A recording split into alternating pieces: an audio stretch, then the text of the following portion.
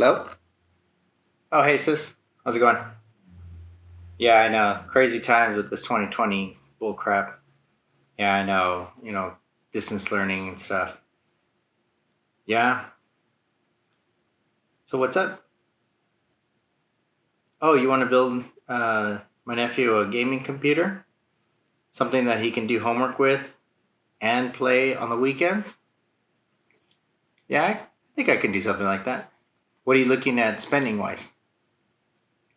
1,500? And does he have anything? No monitor, no keyboard, no mouse. So full package for 1,500 bucks. I think I got you. Hold on. Let me see what I can do.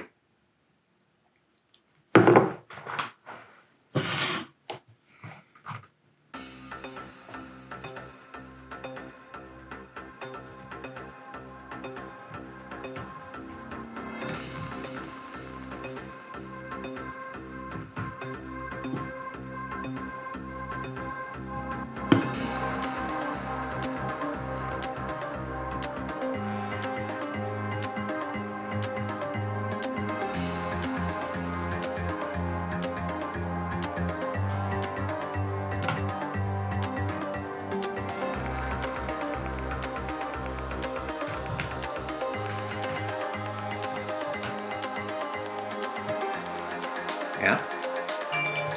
All right. Let's see how this goes. And let's see what you guys think about this list. Welcome, you guys. Welcome to Rogue Ace Media. And today, as you heard, we're building a complete $1,500 gaming computer for my nephew. And we're going to see what you guys think about this list and how it plays out.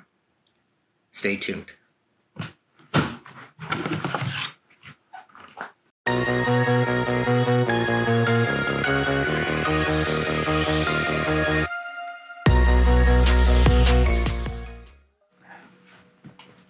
All right, and we're back.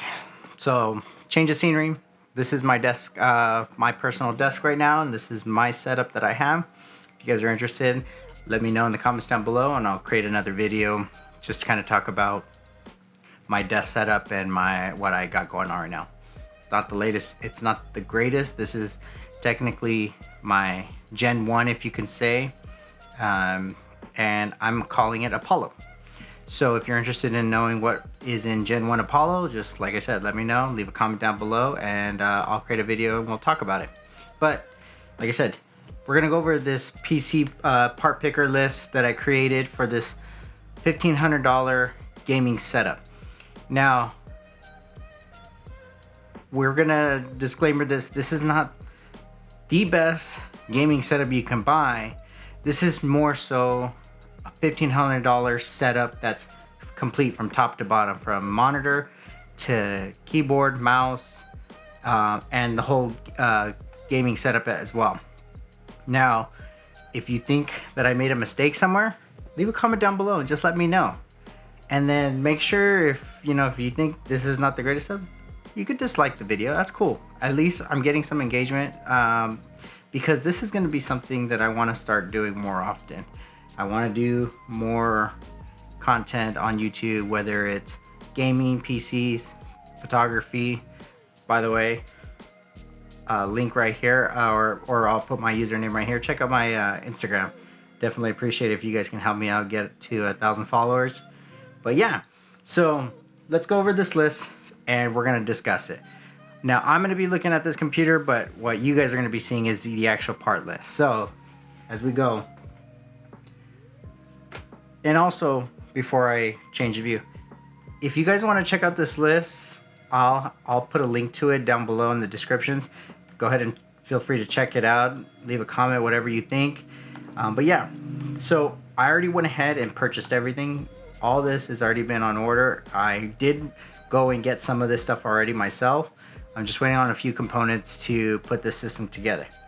If you guys really like this video and you guys want to see me put the setup together, let me know, so that way tomorrow I can start filming it as I start building it. Today is August 19th, and it's a Wednesday, so if I get at least 1 or 2 comments, or say even let's say 5 comments. I'm gonna try to put this video out tonight, but if I get at least 5 comments saying yes, I want to see a video, I'll go ahead and film it as I'm building it and let you know my thoughts and stuff. But once again, let's go to this list. So now, obviously, this is a $1,500 build.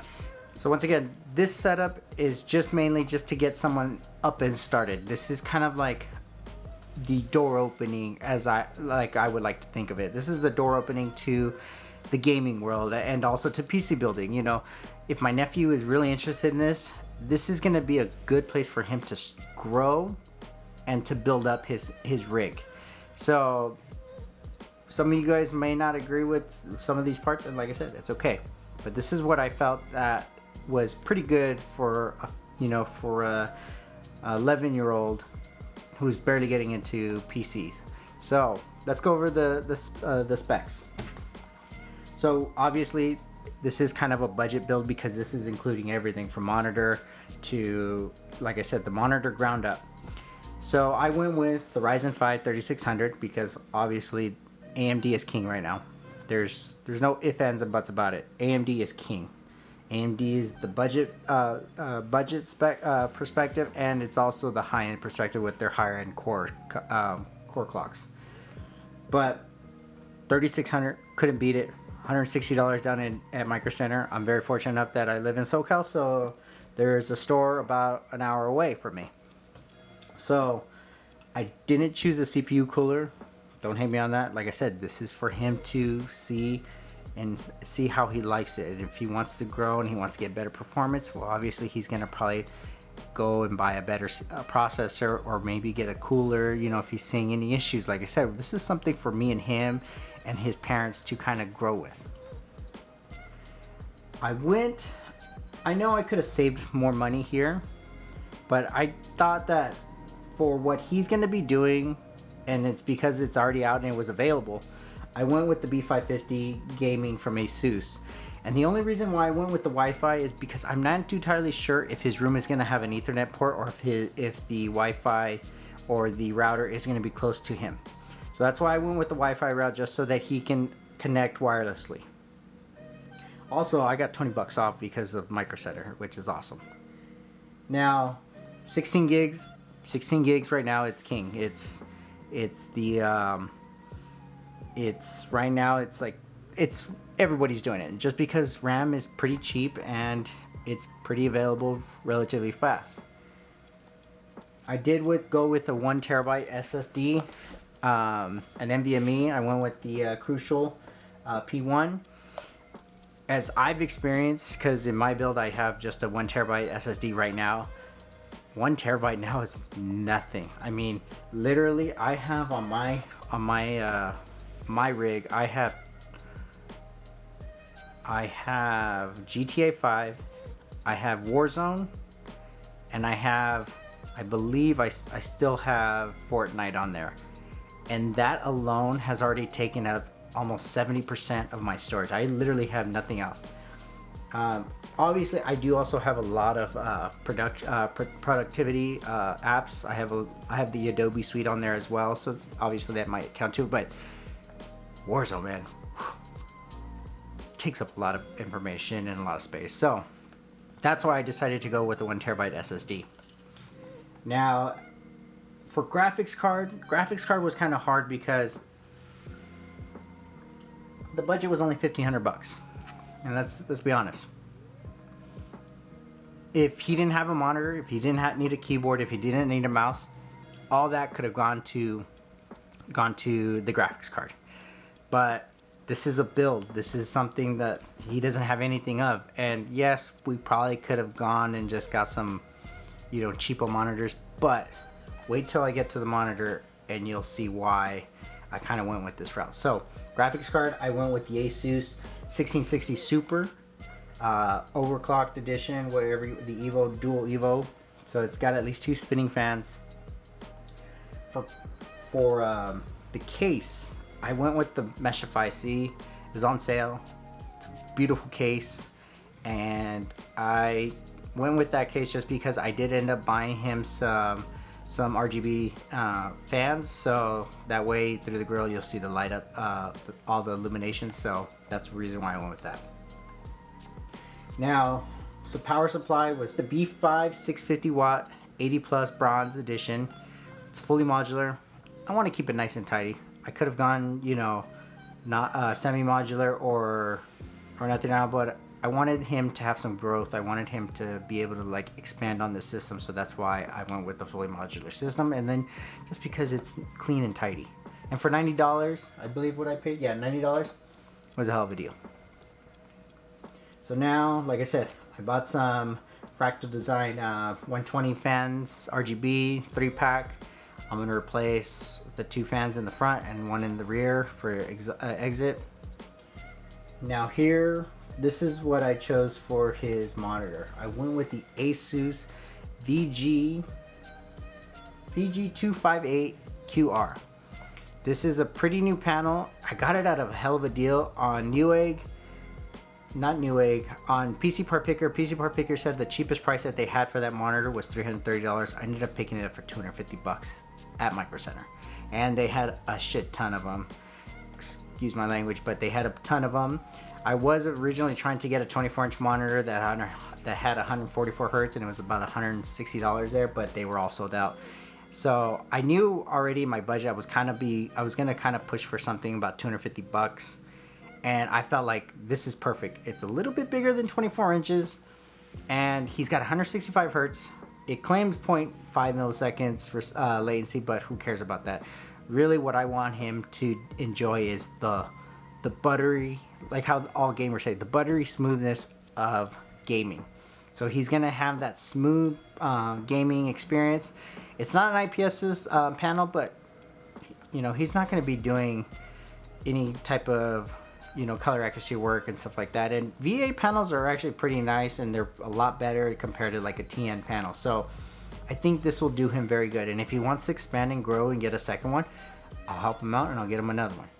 So that is the reason why I stuck with just the 1660 Ti. And also this monitor is only 1080p. So for a 1080p monitor that can support up to 165 hertz, that is V-Sync and G-Sync compatible, I thought this was perfect for him. So at least now he's got a graphics card. If he sets his settings correct, he can push at least close to 140 frames per second at 1080p with that 1660 Super. So like I said, I think that was the perfect combo for now. He can grow into it later. He can sell his graphics card, and especially right now since we're so close from NVIDIA announcing their 3000 series. So this was really, I think, the most ideal spot for him to kind of get into. Now, keyboard and mouse, I went with the Corsair K50 wireless. The only reason I got this was because I'm not too sure how my sister's gonna feel about super clicky keyboards, and I believe this is a membrane and it's wireless, so it's kind of cool to just move around. And then the same thing with the mouse, just found him something that looked cool, and just to get him into gaming. If he wants to expand or grow into something different, he can.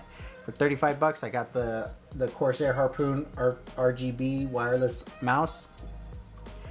And if you guys noticed, there is a trend of what the components that I picked.